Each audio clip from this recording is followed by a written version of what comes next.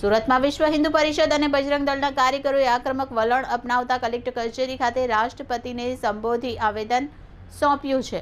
આ આવેદનમાં જેહાદી માનસિકતા અને લવ જેહાદ સામે કડક કાયદો બનાવવાની માંગ કરવામાં આવી છે। સંસ્થાઓએ સરકારી અને રેલવેની જમીન પરથી ગેરકાયદે દબાણ તાત્કાલિક હટાવવાની પણ રજૂઆત કરી છે। ઉપરાંત અપવિત્ર ખાનપાન દ્વારા ધાર્મિક લાગણીઓ દુભાવનાર તત્વો સામે કાર્યવાહી કરવાની માંગ કરવામાં આવી છે। નાસિક અને અમરાવતીની તાજેતરની ઘટનાઓનો ઉલ્લેખ કરી વીએચપીએ વિરોધ નોંધાવ્યો છે।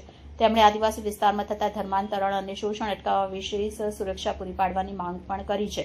હિન્દુ પરિવારોનું પલાયન રોકવા અને આવા મામલામાં કડક દંડાત્મક કાર્યવાહી કરવા આવેદનમાં રજૂઆત કરવામાં આવી। सिंह भाटी, मंत्री विश्व हिंदू परिषद सूरत महानगर। जी सर, आप किस तरह का ज्ञापन देने आए हो, किस लिए?